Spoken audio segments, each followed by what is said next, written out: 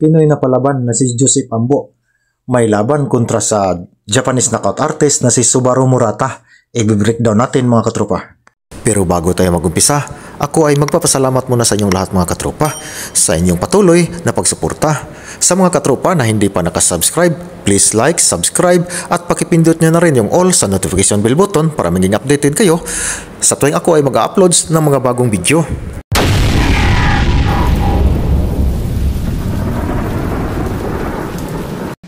Palaban na Pinoy na si Joseph Ambo.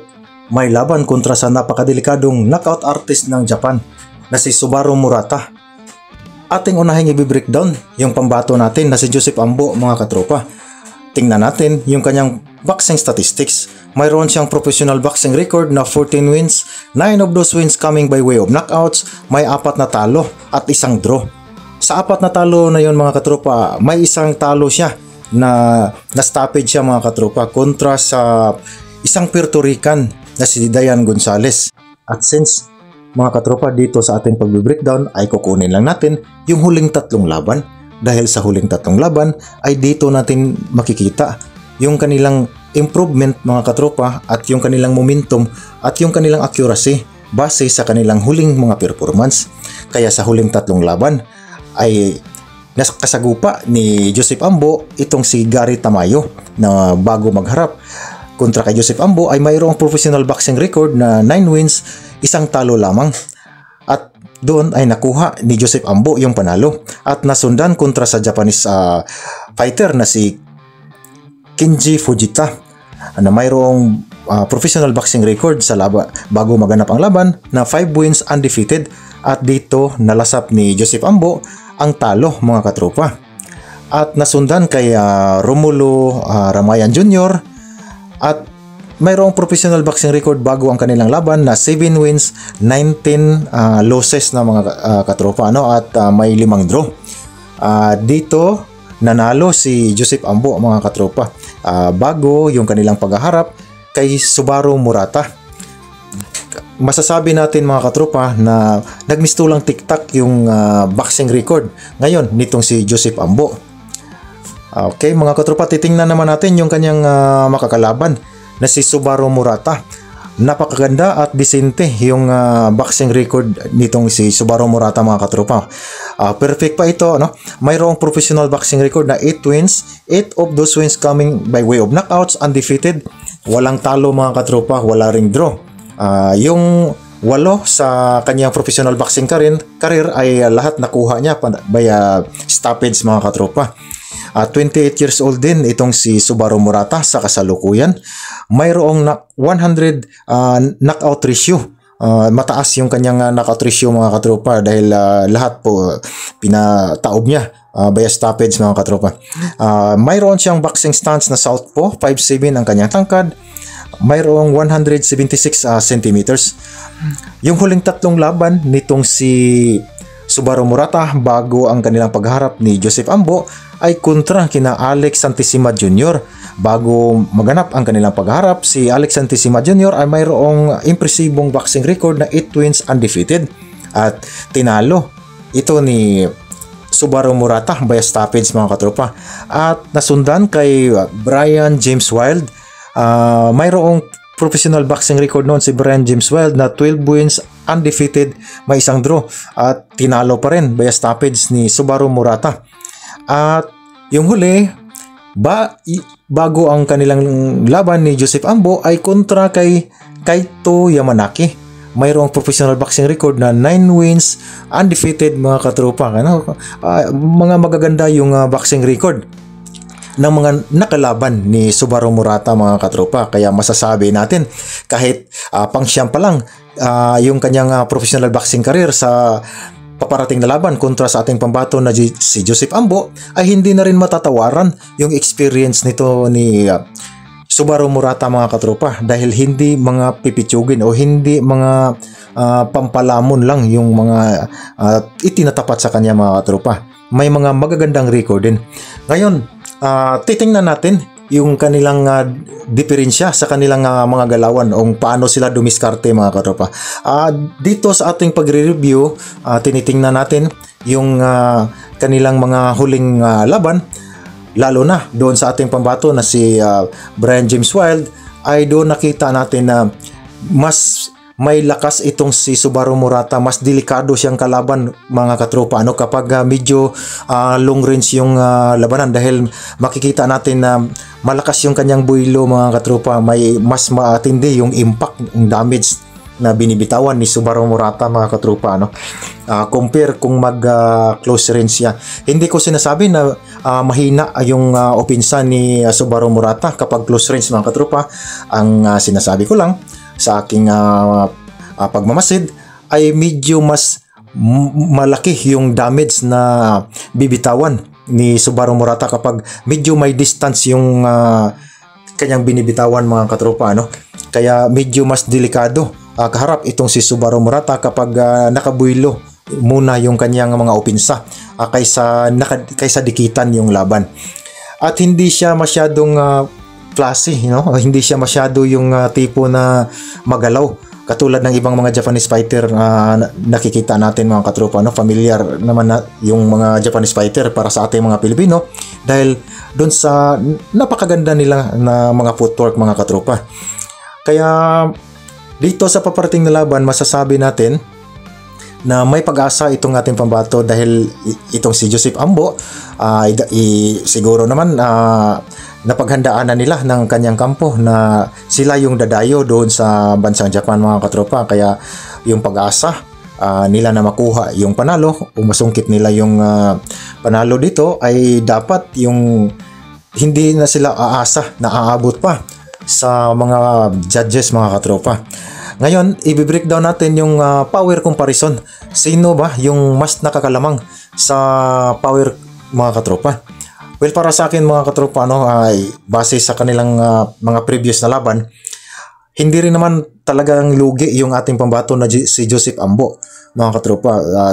Pero magkakaalaman lang yan, depende kung sino yung mas accurate sa kanila, yung makapagpatama talaga ng malinis mga katropa, dahil kapag itong si Joseph Ambo ay tumatama rin, kapag tatama din siya ng malinis dito kay Subaru Murata, para sa akin mga katropa may paglalagyan din itong si Subaru Murata mga katropa dahil idagdag pa natin na sa experience hindi na rin talagang malaki yung in fact mas lamang pa sa professional boxing experience itong ating pambato na si Joseph Ambo. Yun nga lang, in terms of quality of opponent yung mga dekalidad na mga nakalaban, kahit na 8 laban pa lang itong si Subaru Murata, kaya nasasabi ko nga na hindi na rin lugi pagdating sa professional boxing experience dahil yung mga itinapat sa kanya na mga kalaban mga katropa kay Subaru Murata ay decente rin yung mga record ng mga boxer na yun mga katropa, hindi rin yung parang ilalamon lang para tumaba yung kanyang boxing record. May mga undefeated din na mga nakalaban na itong si Subaru Murata, katulad niya mga katropa, giniba lang ni Subaru Murata. Okay, so babalik tayo sa power comparison para sa akin mga katropa, yung power comparison ipagpalagay ko na lang na kahit na perfect yung knockout ratio nitong si Subaru Murata according dito sa Boxrec, pero para sa akin mga katropa 50-50 ako dito. Hindi ibig sabihin na 100% yung knockout ratio nitong si Subaru Murata ay makikita na natin na yung kanyang mga kamao ay mas malakas na kumpara dito kay Joseph Ambo mga katropa. Nagkataon lang na medyo siguro mas magaling lang o mas accurate lang yung mga patama nitong si Subaru Murata mga katropa. Kaya para sa akin ilagay ko lang na 50-50 yung power comparison dito mga katropa, dahil kapag tumama rin naman sa palagay ko may paglalagyan din itong si Subaru Murata. Ganon din naman vice versa, kapag si Subaru Murata yung tumatama ng mas malinis ay palagay ko may paglalagyan din si Joseph Ambo. Pagdating sa speed and footwork mga katropa na comparison natin dito sa kanila, mas mabilis tingnan itong ating pambato sa kanyang mga suntok subalit kung i-compare natin yung quality ng mga suntok na binibitawan, ay di hamak na klarong-klaro mas lamang itong si Subaru Murata mga katropa. Hindi siya yung typical na mga katulad ng ibang boxer mga katropa, no, na paramihan volume puncher, no, yung style. Itong si Subaru Murata, kahit na perfect yung knockout ratio nito mga katropa, hindi niya kinukuha sa volume punching. In fact, pili yung kanyang mga suntok mga na binibitawan mga katropa. May advantage din yan kung yung ganitong style niya, pili lang yung kanyang mga tirada mga katropa. Lalo na pag dinidevelop pa siya mga katropa, no, na pag mahabaan yung labanan, dito magagamit niya yung ganitong style niya na kinukonserve niya yung kanyang energy mga katropa. Kaya pero pagdating sa comparison sa speed and footwork, ibibigay ko dito kay Subaru Murata, sa kadahilan ng medyo mas decent, no, yung kanyang galawan mga katropa. Mas marunong siyang lumugar kung saan siya dapat lumugar. Pagdating sa harapan ng kalaban mga katropa, saan siya pipwesto, yung magandang angle para sa kanya. Okay, pagdating naman sa endurance at durability mga katropa, sa palagay ko halos magkapantay lang dito mga katropa. Although may isang talo dito si Joseph Ambo na talo siya via stoppage, no, kontra doon sa isang Puerto Rican mga katropa. Hindi ko masasabi na hanggang doon na lang yung kakayahan o doon pa rin yung level ni Joseph Ambo mga katropa. Kaya nga pinipili natin dito sa ating pag-breakdown yung huling 3 laban lamang, dahil in fairness din naman sa mga boxer mga katropa, nagde-develop din kasi yan sila mga katropa, no. Alam naman natin yan, ano, na kahit natalo yung ibang mga boxer ay hindi ibig sabihin na hanggang doon na lang yung kanilang mundo. Nagde-develop din yung mga yan mga katropa. Kaya kung nagka-experience man ng stoppage na talo itong si Joseph Ambo, ay hindi ibig sabihin na mahina na yung kanyang performance mga katropa dito sa paparating na laban. Lalo na't mas lamang si Joseph Ambo pagdating sa bilang ng laban dito sa professional boxing, no. Kaya ipagpalagay ko lang na mas lamang ng bahagya itong si Subaru Murata pagdating sa endurance at durability, dahil yun, sa pagdating sa endurance, no, yung sinasabi ko nga kanina, yung kanyang piling-pili yung kanyang mga opinsa mga katropa, no. Hindi siya yung tawag nitong, hindi siya yung tipo ng boxer na volume puncher, no. Kaya marunong itong mag-conserve ng kanyang energy mga katropa. At yung kanyang durability, since wala pang damage yung kanyang panga, yung kanyang chain, dahil hindi ko pa nakitaan na natamaan ito talaga ng damage sa kanyang mga nakalaban, ano. Hindi katulad sa ating pambato na medyo may damage na yung kanyang pangangatawan, dahil yun, ilang beses na niya siyang natalo, no. Mayroon na siyang talo. At yung psychological yung conditioning naman pagdating dito sa paparating na laban, well, klarong-klaro naman ito mga tropa.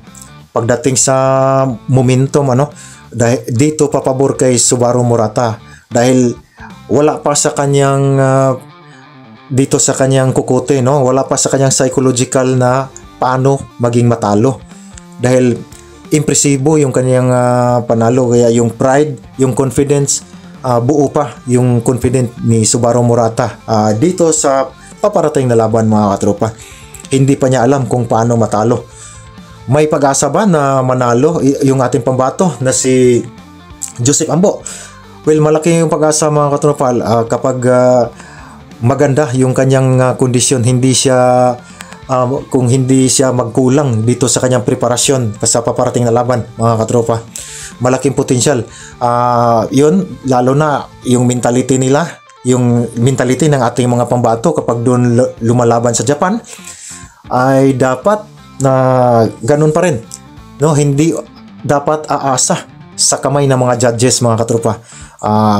Puwera na lang siguro kung makuha ni Joseph Ambo yung tipong imposibleng dayain. Halimbawa, napabagsak niya ng mga 2 beses o 3 beses itong si Subaru Murata. Kahit na makatayo, ay tiyak, mahirap nang dayain yun mga katropa, no?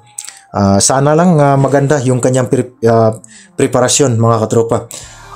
So, sino yung mananalo sa tingin natin? Sa tingin ko? Well, para sa akin mga katropa, mas wise pagdating sa online betting dahil napakadihado ng ating pambato dito na si Joseph Ambo mga katropa. Yung 1,000 ay magiging 11,000 kapag pupusta ka ng regular betting lang mga katropa, regular na panalo. At kung pipili ka halimbawa ng yung laban ay gusto distance ba o hindi, kung pipiliin mo yung kung sa tingin mo aabot ng sukdulang 8 rounds, yung 8 rounds yung kanilang schedule mga katropa, kung hindi ako nagkakamali, 8 rounds yung kanilang boxing schedule. Kung sa tingin mo tatalpak ka na matatapos yung 8 rounds, ay medyo malaki-laki, yung 1,000 mo magiging 4,000 yata.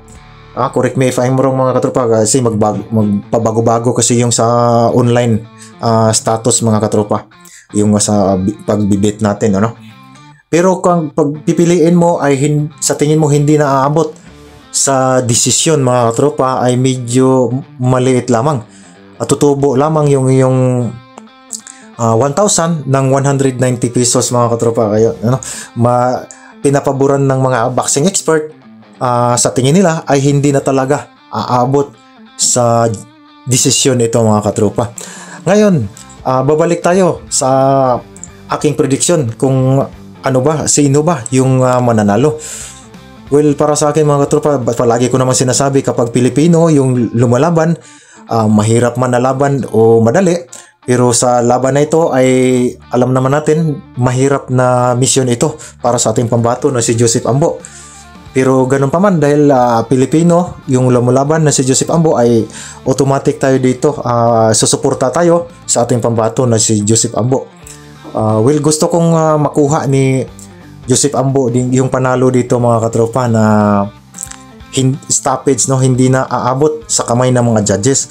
Ganon rin sa pagbibit sa online mga katropa. Ipapabor ko yung pagbibit ko dito sa hindi na aabot sa distance mga katropa. Mas wise ito na pamamaraan dahil hindi na natin kailangan pumili kung sino sa kanila yung mananalo o makakuha ng panalo via stoppage. Basta't pipiliin lang natin na hindi na aabot sa distansya yung laban mga katropa. So kayo mga katropa, sang-ayon ba kayo? O ano sa palagay ninyo? Gusto kong malaman yung obserbasyon ninyo sa pagbe-breakdown ng laban na ito mga katropa. Paki-comment nyo na lang yung inyong mga obserbasyon at yung inyong mga prediction. Hanggang dito na lang muna. Hanggang sa muli.